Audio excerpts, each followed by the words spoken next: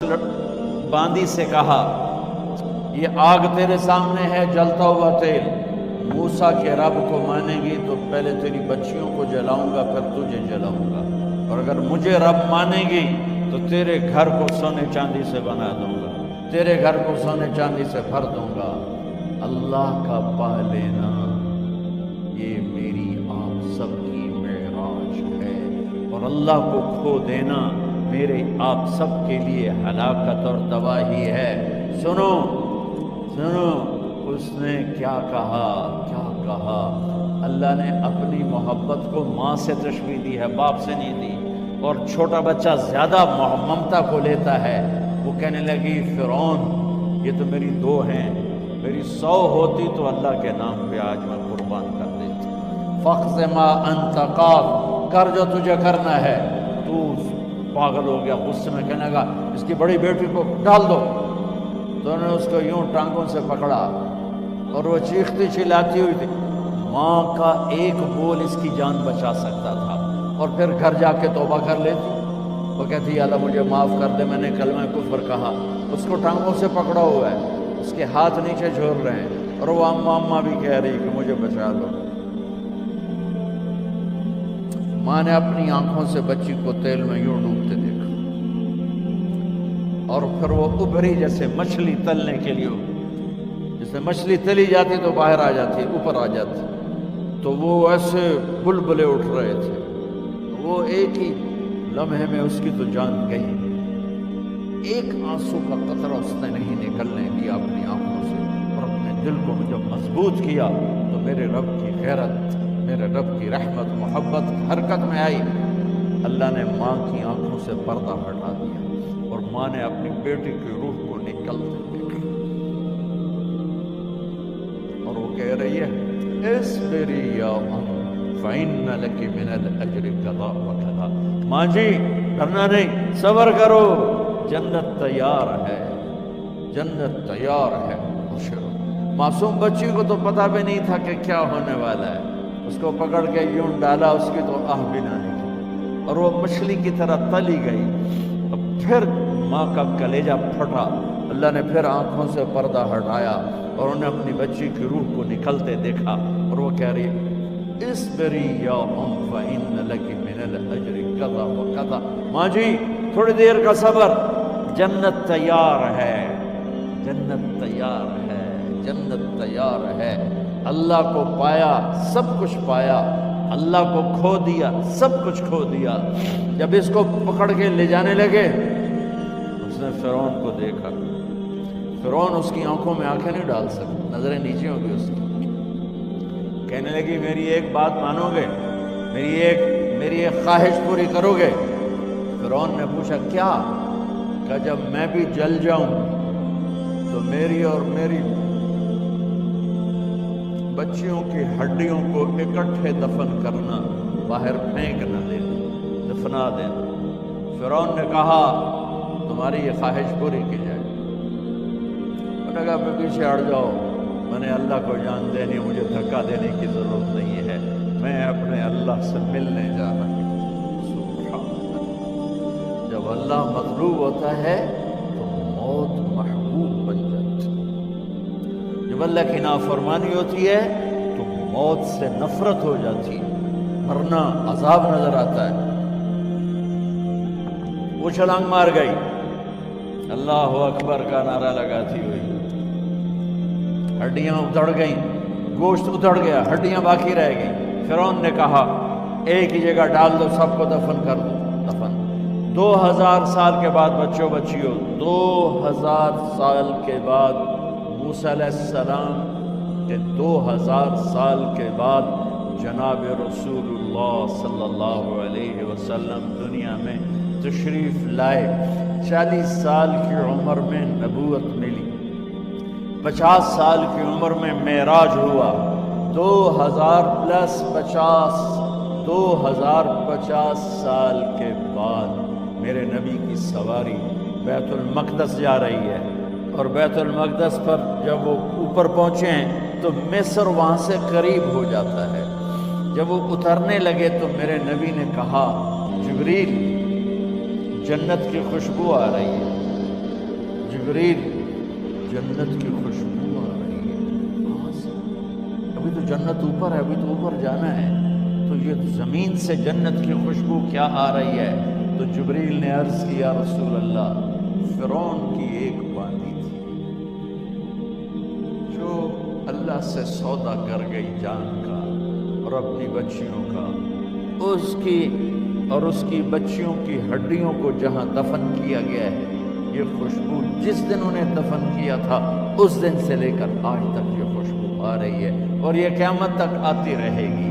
اللہ اپنے نام پہ قربان ہونے والوں کی یوں قیمت لگاتا ہے، پہلے اپنی منزل طے کرو، پہلے اپنی منزل طے کرو، پہلے اپنی منزل طے کرو کہ مجھے اپنی زندگی کی سے لینا کیا ہے، مجھے اللہ کو پانا ہے، مجھے اللہ کو پانا ہے۔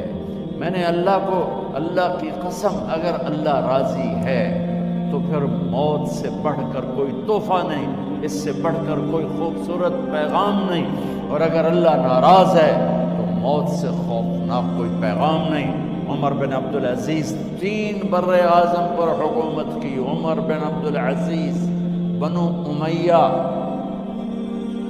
مروان 9 مہینے حکومت کی، اس کا بیٹا عبد الملک بن مروان 21 برس حکومت کی، اس کا بیٹا ولید 10 سال حکومت کی، اس کا بیٹا سلیمان 2.5 سال حکومت کی۔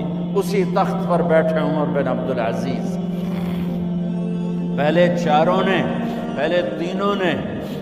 نے اللہ کے شریعت کو قربان کیا حکومت کے لیے، عمر بن عبدالعزیز نے اپنے آپ کو قربان کیا اللہ کے لیے، حکومت کو پاؤں کے تلے رکھا اور اللہ کی رضا کو سامنے رکھا۔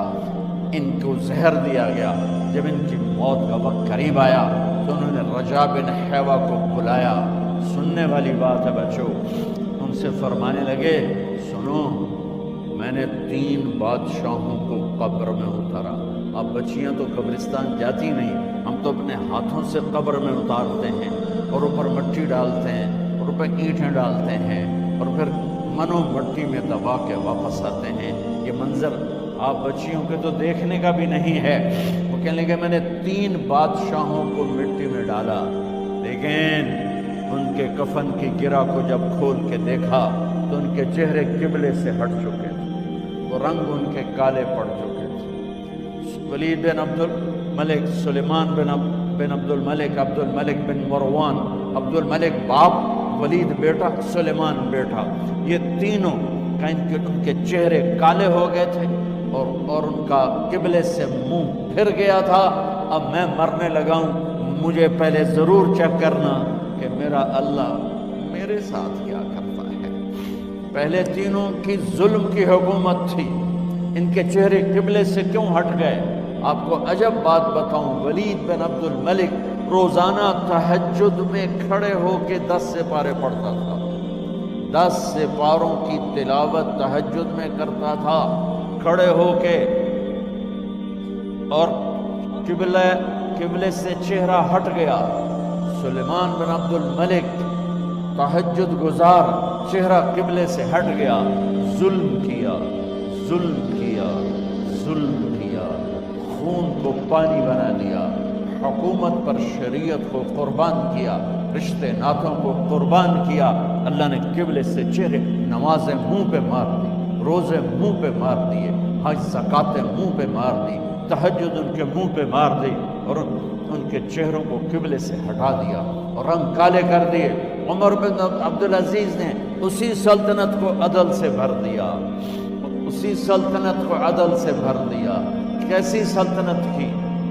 جب گورنر تھے تو 60 اونٹوں پہ سامان چلتا تھا، جب امیر المومنین بنے تو بچے کہنے لگے ماں سے، بچیاں 12 تھے، ماں سے کہنے لگے کہ عید کا موقع آ رہا ہے، ابا سے کہو ہمیں نئے کپڑے تو لے کر دیں۔ ان کی ماں کا نام ہے فاطمہ، بچوں کی ماں کا نام فاطمہ بنت عبد الملک۔ یہ دنیاوی سٹیٹس میں سب سے بڑی خاتون گزری ہے، آج تک اس کے لیول کی کوئی عورت نہیں آئی۔ دادا بادشاہ، باپ بادشاہ، 4 بھائی بادشاہ، 6 خامن بادشاہ، 7 7 نسبتوں سے یہ عورت شہزادی رہی ہے۔ حضرت عمر گھر آئے، بیگم نے کہا بچے کپڑے مانگ رہے ہیں۔ حضرت عمر کہنے لگے میرے پاس تو پیسے نہیں ہیں، تنخواہ میں تو مشکل سے روٹی پوری ہوتی ہے، کہاں سے لے کر دوں؟ تو تھوڑی دیر خاموش رہی بیگم، پھر کہنے لگی آپ ایسا کریں اگلے مہینے کی سیلری ایڈوانس لے لیں، اس سے میں کپڑے لے لیتی ہوں اور روٹی کا خرچہ میں مزدوری کر کے گھر بیٹھے مزدوری کر کے چلا لوں گی، آپ 1 مہینے کی تنخواہ ایڈوانس لیں۔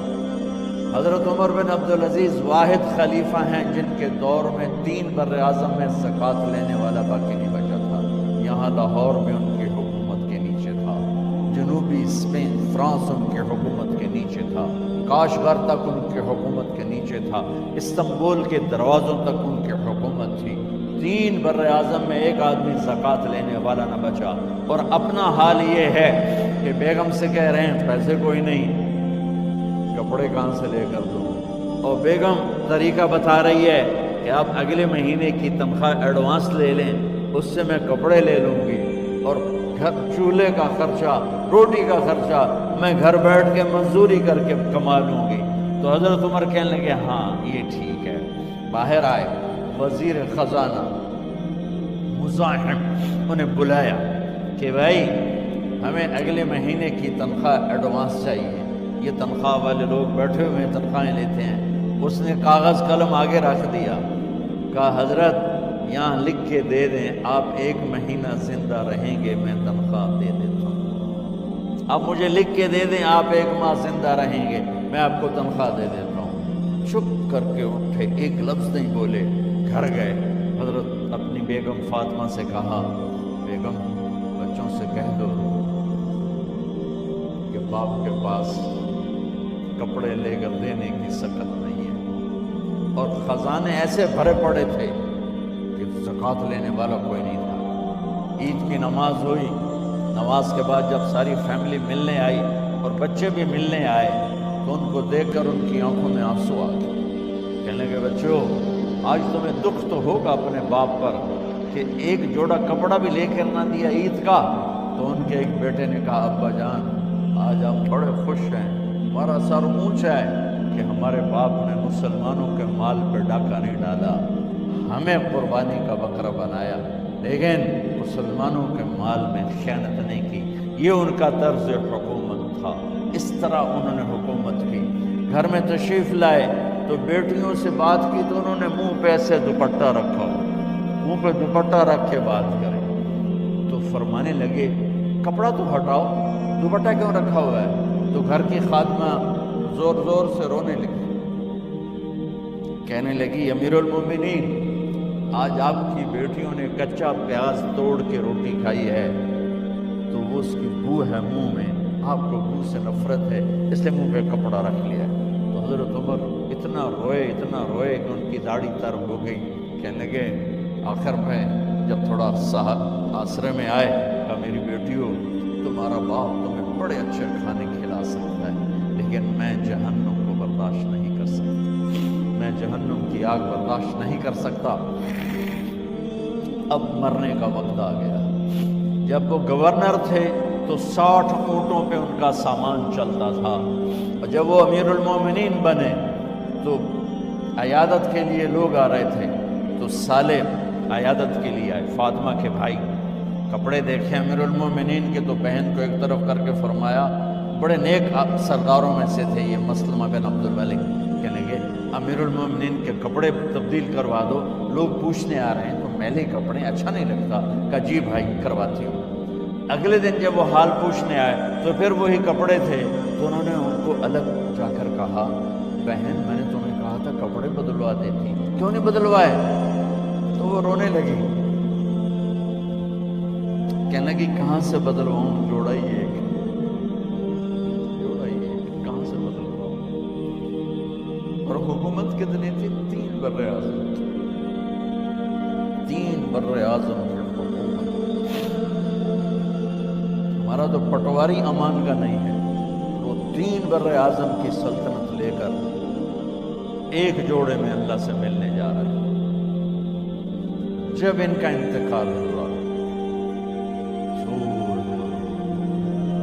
سلیمان بن عبد الملک کی ڈیڈ باڈی جب قبر کے قریب لائے اتارنے کے لیے تو ایسے ایسے ہلنے لگا، اس کا پورا جسم ہلنے لگا۔